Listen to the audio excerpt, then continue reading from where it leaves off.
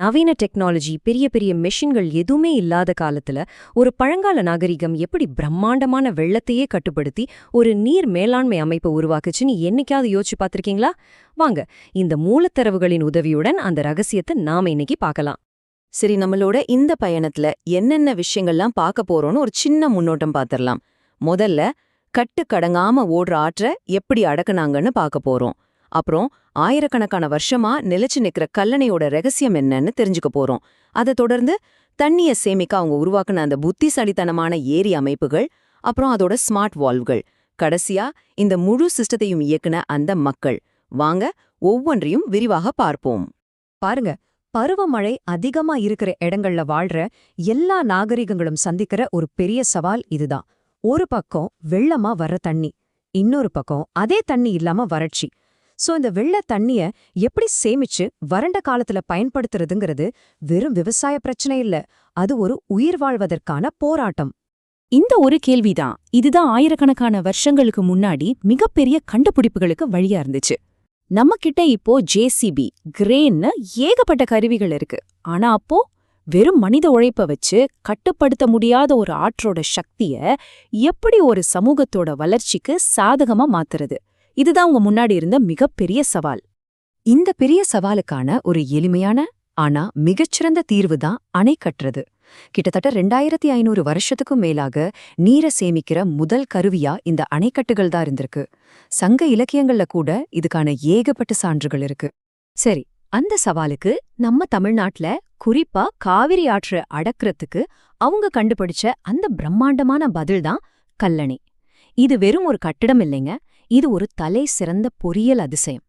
2100 வருஷங்களுக்கும் மேல சும்மா யோசிச்சு பாருங்க. இன்னைக்கும் பயன்பாட்டுல இருக்கிற உலகின் பழமையான அணைகள்ல இதுவும் ஒண்ணு. இத்தனை புயல், வெள்ளம் எல்லாத்தையும் தாங்கி ஒரே நோக்கத்துக்காக ஒரே இடத்துல அது இன்னைக்கும் உறுதியா நிக்குது. ஆச்சரியமா இருக்குல்ல? இந்த அணைய கட்டுனது யாருன்னு பாத்தீங்கன்னா சோழ மன்னன் கரிகாலன்.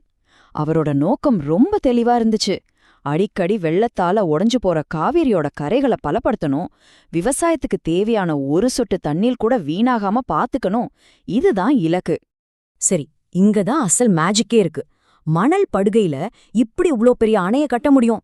அவங்க இயற்கையே தங்களுக்கு சாதகமா பயன்படுத்திக்கிட்டாங்க. முதல்ல பெரிய பெரிய பாறைகளை ஆத்துல போட்டிருக்காங்க. வேகமா போற ஆத்து நீர் என்ன பண்ணும், பாறை கடியில இருக்கிற மணலை அரிக்கும். அப்போ அந்த பாறைகள் மெதுவா கீழே இறங்கி ஒரு திடமான அடித்தளத்தை போய் சேரும். அதுக்கு மேல இன்னும் பாறைகளையும் களிமண்ணையும் வச்சு இந்த அணையை எழுப்பியிருக்காங்க. என்ன ஒரு புத்திசாலித்தனம் பாருங்க. இது நாம மட்டும் பெருமையா சொல்லிக்கிற விஷயம் இல்ல. கிட்டத்தட்ட 1800 வருஷத்துக்கு அப்புறம் வந்த பிரிட்டிஷ் பொறியாளர் சர் ஆர்த்தர் காட்டனே இத பார்த்து ஆச்சரியப்பட்டு சொல்லிருக்காரு. இந்த தொழில்நுட்பத்தை பயன்படுத்தி தான் அவர் கோதாவரி ஆற்றின் குறுக்கே தௌலீஸ்வரம் அணைய கட்டினார். இந்த பண்டைய தொழில்நுட்பத்தோட மகத்துவத்துக்கு இதைவிட பெரிய சான்று தேவையா? ஓகே, கல்லணைங்கிறது ஒரு பிரம்மாண்டமான ஆரம்பம்தான். ஆனா கதை அதோட முடியல. அந்த அணைய வச்சு ஒரு மிகப்பெரிய ஏரிகள் சங்கிலியே அவங்க உருவாக்கியிருக்காங்க. இது வெறும் ஒரு அணை சம்பந்தப்பட்ட விஷயம் அல்ல, இது ஒரு முழுமையான நீர் மேலாண்மை அமைப்பு. அவங்க ஏரிகளை ஒரு சங்கிலி தொடர் மாதிரி அமைச்சாங்க. ஏந்தல் அப்படிங்கிறது தான் முதல் ஏரி. மழை தண்ணிய முதல்ல இதுதான் பிடிக்கும். இந்த ஏரி நனைஞ்சதும் உபரி நீர் அடுத்த ஏரிக்கு போகும்.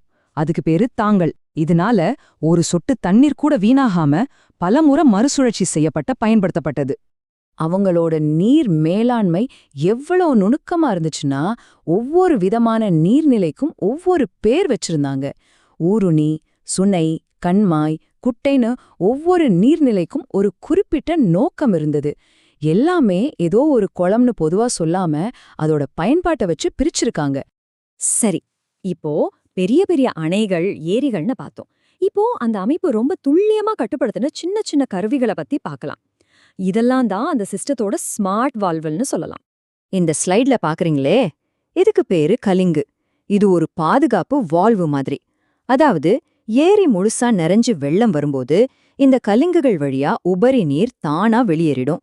இதனால ஏரிக்கரை உடையாம பாதுகாக்கப்படும். எவ்வளவு தூரம் யோசிச்சு செஞ்சிருக்காங்க பாருங்க. அதே மாதிரி பதவுங்கிறது ஒரு கதவு மாதிரி, தண்ணீரை ஏரியில தேக்கி வைக்க உதவும். மடங்கிறது ஒரு மதகு, இது வழியா தான் பாசனத்துக்கு தண்ணிய அளவா திறந்து விடுவாங்க. ஆக எப்போ தண்ணீர் திறக்கணும், எவ்ளோ திறக்கணுங்கிறத இவங்க ரொம்ப துல்லியமா கட்டுப்படுத்திருக்காங்க. இன்னொரு ஆச்சரியமான விஷயம் என்னன்னா அவங்க ஏரிக்கரைகளை கட்டுன விதம். உலகத்துல மத்த இடங்கள்ல கசிவ தடுக்க உள்ளுக்குள்ள களிமண் சுவர் கட்டுவாங்க. ஆனா இங்க அந்தந்த பகுதியில கிடைக்கிற மண்ணோட சில பொருட்களை கலந்து தண்ணி கசியாத அளவுக்கு அவ்வளவு உறுதியான கரைகளை கட்டியிருக்காங்க. இத பார்த்த பிரிட்டிஷ் பொறியாளர்களே அசந்து போயிருக்காங்க. இவ்ளோ பெரிய நுணுக்கமான ஒரு தொழில்நுட்ப அமைப்பை இயக்க ஒரு மிகச்சிறந்த நிர்வாக அமைப்பு தேவைப்பட்டுச்சு. ஏன்னா டெக்னாலஜி மட்டும் இருந்தா போதாது இல்லையா, அதை சரியா இயக்குறதுக்கு மனுஷங்க வேணும். இன்னைக்கு இருக்கிற பொதுப்பணித்துறை மாதிரி அவங்க கிட்ட ஒரு விரிவான நீர் மேலாண்மை குழுவே இருந்திருக்கு. ஆத்திலிருந்து தண்ணியை ஏறி கொண்டு வரதுக்கு நீராணிக்காரர்கள், அதை பாதுகாக்க நீர்க்கட்டியார்கள், கரையை பராமரிக்க கரையர்கள், மதகையை இயக்க மடையர்கள்னு ஒவ்வொரு வேலைக்கும் ஒரு நிபுணர் குழு இருந்திருக்கு. இந்த ஸ்லைட்ல பாக்குறீங்களே, இதுதான் அவங்களோட துல்லியத்துக்கு ஒரு அற்புதமான உதாரணம். இதுக்கு பேரு முறைப்பானை. இது ஒரு 10 லிட்டர் செம்பு பானை. அடியில ஒரு சின்ன ஓட்டை இருக்கும். இந்த பானையிலிருந்து தண்ணீர் முழுவதும் வெளியேறி காலியாகிற நேரத்துக்குள்ள 1 ஏக்கர் நிலத்துக்கு தேவையான தண்ணீர் சரியா பாஞ்சிடும். எவ்ளோ எளிமையான ஆனா மிக துல்லியமான ஒரு கருவி. ஆக நாம தெரிஞ்சுக்க வேண்டிய முக்கியமான விஷயம் இதுதான். இன்னைக்கு நாம பருவநிலை மாற்றம், தண்ணீர் பஞ்சம்னு பெரிய பெரிய சவால்களை சந்திச்சிட்டு இருக்கோம். இந்த நேரத்துல இயற்கையோட ஒன்றி சமூக பங்களிப்போட உருவாக்கப்பட்ட இந்த 2000 வருஷ பழமையான நீர் மேலாண்மை அமைப்பு கிட்ட இருந்து நாம கத்துக்க வேண்டிய பாடங்கள் உண்மையிலே நிறைய இருக்கு இல்லையா?